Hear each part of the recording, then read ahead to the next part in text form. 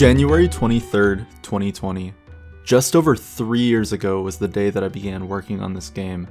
Chiaroscuro is a 2D adventure platformer with Metroidvania elements. In a world where 95% of the population has suddenly forgotten pieces of their past, you'll take the role of Rose, a mysterious amnesiac, and go on an adventure to seek out the lights, magical objects that have been rumored to restore the memories of those who find them. If you aren't familiar with this game or this devlog series, it's a collection of extended devlogs detailing everything that I've added to Chiaroscuro since the last entry. Chapter 1 took place last year, and documented everything that had been added to the game since the Kickstarter in October of 2020. And now that another year has passed, it's time that I go in depth into how Chiaroscuro's development has evolved over this third year of growth. In addition, Chiaroscuro's updated free public demo is available for those that want to try the game for themselves. This newer version of the game includes 2 to 3 hours of content with 3 separate biomes, 4 boss fights, and over a dozen new characters for you to meet for yourselves. So if that sounds interesting to you and you want to check that out, click the link in the description and consider wishlisting the game to get notifications on when it's complete. In the meantime, if you've returned after watching the last devlog, welcome! I'm excited to continue sharing my journey of developing Chiaroscuro with you guys. Now before we begin, here's a little bit you should know about me in case you're here for the first time. You can call me Joey. I'm a 23-year-old game designer and college graduate who enjoys teaching the subject on the side. I love video game design because it's such a raw form of creative expression, and I think part of the reason I make these videos is to inspire those who might be interested in this kind of stuff. I've been working on this project for a long time, and there have been plenty of instances in which I've taken breaks to hone my skills in other areas of digital media, though in the end, everything that I learned circles back to helping me develop Chiaroscuro to the best of my ability. Before discussing what's been added, I'd like to cover a list of changes that I've made to Chiaroscuro in releasing the new public demo. This list goes over some stuff that I talked about in the last devlog, alongside some other things that I'll go over in this one. There have been quite a few changes since the last demo in August of 2020, so bear with me as I list them on the screen for you here. I added a new combat system that includes knockback, faster swinging, momentum, and an 8-directional bow, and I also added in a flashbang item called the Radiance. In addition, I completely updated the healing mechanics of the game, adding in health, lumen, and strength jars that can be used on command. I reworked every single user interface in the game, including adding in custom keyboard controls, a brightness slider, scaling support, and multiple save files in case one of your friends wants to play.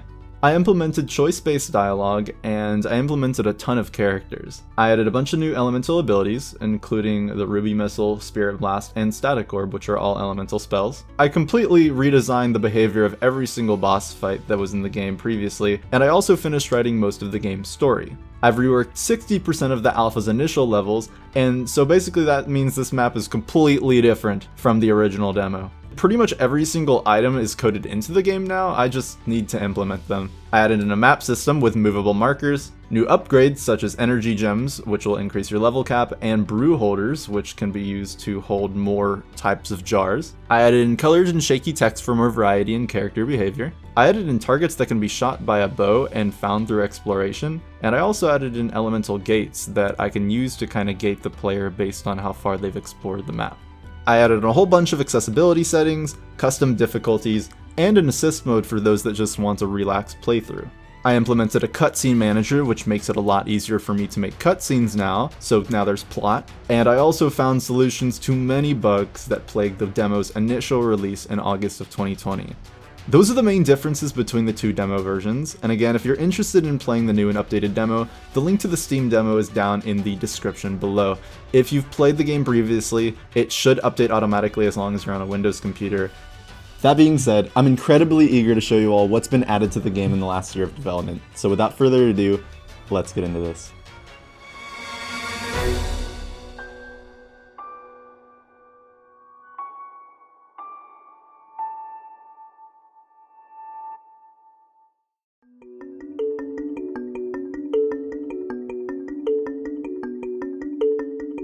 So, we last left off in January of 2022, where I spent a majority of the month updating the game's marketing and website design. Then, throughout the following months, while I pursued my final semester in college, I focused on designing characters and worked them into the levels that I'd created previously. I added the forest town, Loonshire, and the beekeeping bear, Barely. Barely is one of the new characters in Chiaroscuro that will sell you unique items. The Sweet Honey, for example, is an item that allows the player to withstand an extra hit of damage. There are other items like this too, like the Crunchy Onion, for example, which makes dashing temporarily not cost lumen. Adding this character into the game opened the door for many possibilities and inspired me to finish creating all of the game's items ahead of time. That's right, all of the game's items. I spent the better part of April adding in every single item into the game. So now I can add them all in like puzzle pieces as I design future levels. In addition, I finalized any bugs that existed within the item menu. I had to design some items from scratch as they worked hand in hand with what I'm about to discuss next, the map system. Chiaroscuro finally has a proper map. You can obtain this map early on in the game, and you'll learn that you can uncover new parts of your map when you enter new rooms. However, once you find yourself in an unfamiliar area, you will be stranded, exploring in the darkness. Only once you find a record in that area will you be able to familiarize yourself with it and uncover new rooms in that location. I still need to figure out how to make the map zoom better, but I'll deal with that later and see if I can get help from you guys to integrate that. Also, there are unique markers that you can buy at the shop in Duskhaven that allow you to remember places that you've been on the map. Some markers show you where the save points are, while others offer the location of fast travel points. There are other items in the shop here as well, like the energy gem and the brew holder. Energy gems are usually obtained through tough challenges, allowing the player to raise their level cap. Each energy gem helps the player increase their level cap by 10 levels, giving them an advantage against a potentially upcoming boss fight. Brew holders are also extremely useful, allowing the player to hold more item jars simultaneously. Finding one is like gaining an extra health point if you exclusively use health jars, since you can use another to heal on command. Ultimately, these items are designed to help me manage the game's pacing, depending on the difficulty of an upcoming location or boss fight. Now, I took a break near the end of April, since this is when I presented my portfolio to my professors at college, and I finally got my degree in digital media. Finally, I'm free! But there were a few other events that I attended this year as well. I went to East Coast Game Conference in April as well, which I gave a speech for and helped my friends at the National Student Advertising Competition. May was a very busy month for me, despite it being a break from development. Though once May came to a close, I wanted to start working on something that would get me excited into the swing of programming again, so I decided to begin by designing some of Rose's elemental abilities. My personal favorite ability that's been added to the game is the Static Orb spell. This spell materializes when you use the static element, and it's an electrifying ball of energy that the player can redirect with a swing of their thorn. In addition, a community member of mine, Space, suggested that I let Rose pogo off of the projectile, assuming it's redirected back towards her. So I tried it, and the trick is, in fact, possible. It takes a little while to get used to the timing, but yes, this will likely be feasible in the final game. I'm not worried about people taking advantage of this though, since static is meant to be more of a late game element, and so, all in all, this is an excellent example of how my community has helped me flesh out my ideas and concepts for the final game. Now, a sudden change of development happened in August or September when I made a massive breakthrough in my game's dialogue system. For a while, I had struggled to make Chiaroscuro's dialogue system interesting. I had tried coding custom colors and shaky text on my own in GameMaker, though this is an extreme hassle. I ended up discovering Juju Adams' Scribble extension for GameMaker and reworked most of the text elements in my game to support it. Now, why do this, you may ask? This excellent extension makes incorporating colored text super easy and works swimmingly with the dialogue that I already have to be imported through spreadsheets. Adding this extension got me much more excited about how to present characters moving forward, and so I went to the dialogue spreadsheet and I got to work.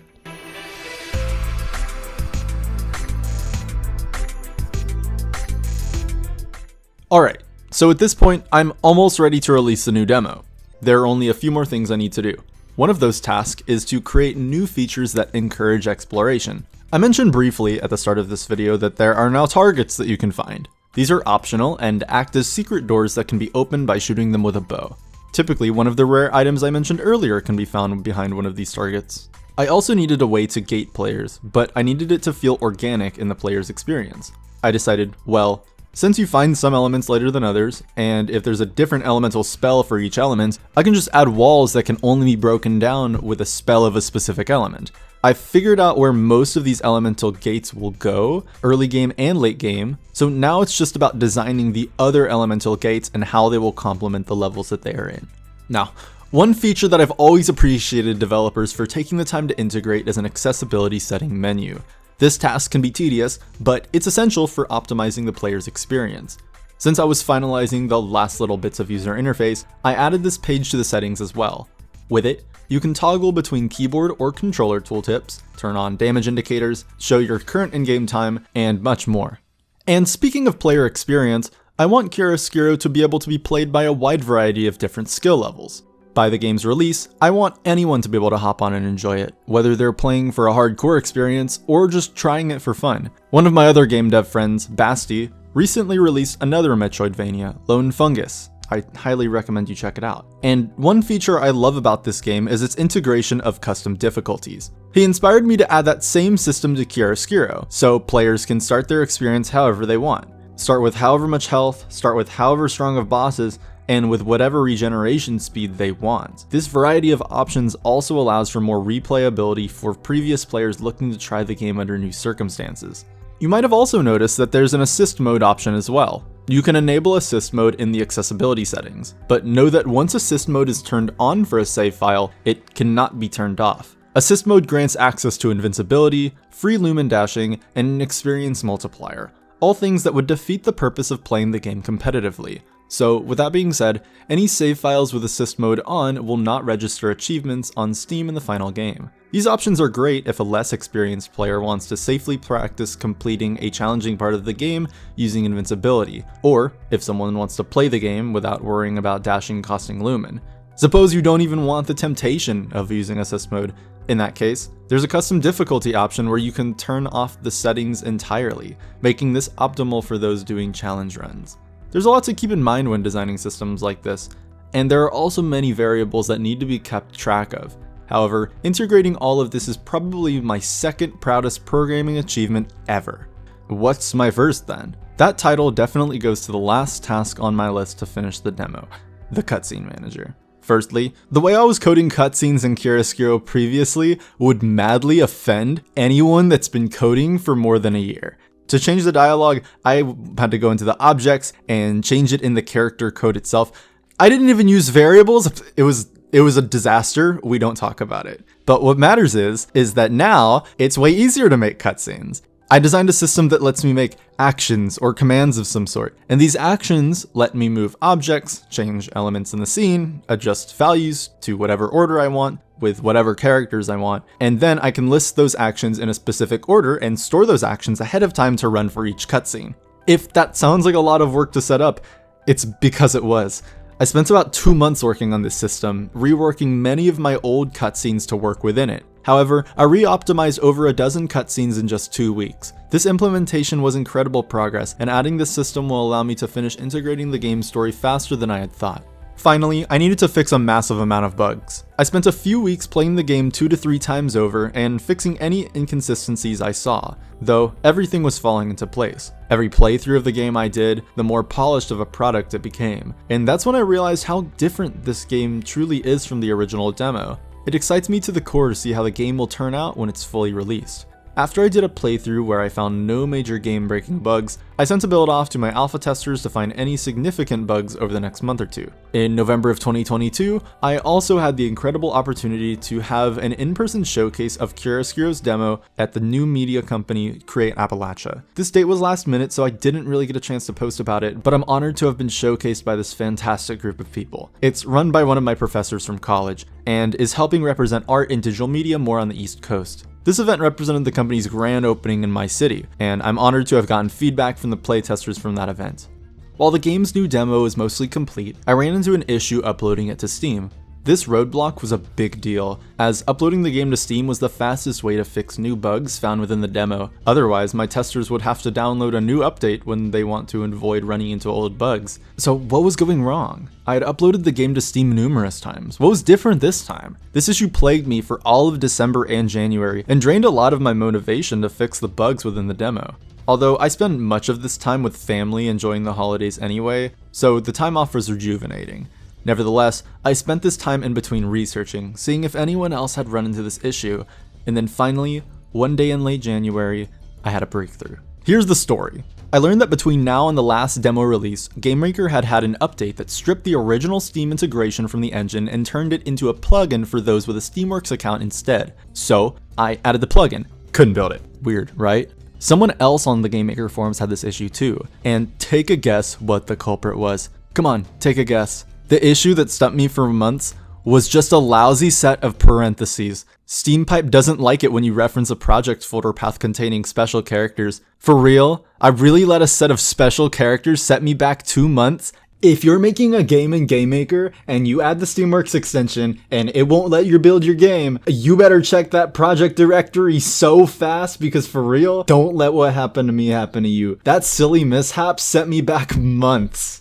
But that being said, I finally released the game's new public demo at the start of February 2023, and since then I've been gathering bugs, collecting feedback, and working on late game assets that I will begin implementing as soon as I get the chance. However, the months following the demo's release were a bit tricky for me in my personal life. I'm very schedule oriented, so when my plans are changed and I have to adapt, it usually throws me off my game. This exact thing happened in March, when plans with an upcoming roommate suddenly changed, and I was forced to find a studio apartment last minute. This situation would have been satisfactory if the dates had lined up with moving out of my current place, but they didn't, and so for the last few months, I've had to work twice as hard to pay rent at both places. I apologize for not being as vocal about this on my Kickstarter updates or my Discord.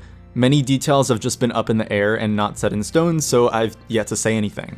Thank you all for being patient with me as I go through this game development journey. I've been learning to independently exist in this post-pandemic world while also trying to learn how to make a game from scratch, so it's definitely been a challenging path to travel. Though, now that I'm all moved into my new studio and finally published this video, I'm confident to continue moving on to the next phase of development. I plan on pushing out another demo bug pass here in the coming weeks. I just haven't had the chance to publish that yet since I've been go for the last several months. Honestly, releasing the new demo has been a breath of fresh air since it was the first real hiatus I'd taken since I started this project, and it was an excellent time to take a break. I got feedback I can implement, bugs I can fix, and I've built all the tools that I need to finish Chiaroscuro at this point. I just need to sit down and do it. So, what can you expect in the next few months? I have an exciting plan for October, marking the game's 3rd anniversary since the Kickstarter. I can't believe it's been that long. I'll be hosting a giveaway during that time, so that's in the works. And then moving into the new year, I'll begin working on late game locations, more polished cutscenes, and many more characters.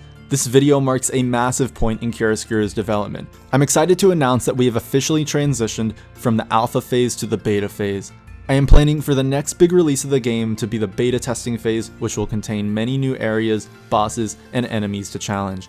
If you were a beta tester for the Chiaroscuro Kickstarter and are interested in joining this beta when it's released, stay tuned and keep an eye out in the Discord for more information. That being said, Chiaroscuro's development comes in spurts. There are some weeks in which I'm ready to design Chiaroscuro from dusk till dawn, even after a day's work. And then there are some weeks in which I just kind of want to relax, spend time with my friends and family, and realize that there's more to life than just game design. But after 3 years of straight development, I've finally found a schedule that works for me, and I couldn't be more excited to continue this journey alongside you guys. If you've stuck around this long, thanks for believing in me and sticking by me all this time. If you're interested in hearing about the game when it releases, either join the community Discord, follow me on Twitter, or join the email list, which can be found on my website linked below. I hope you all enjoyed this recap of the game's production over the last year.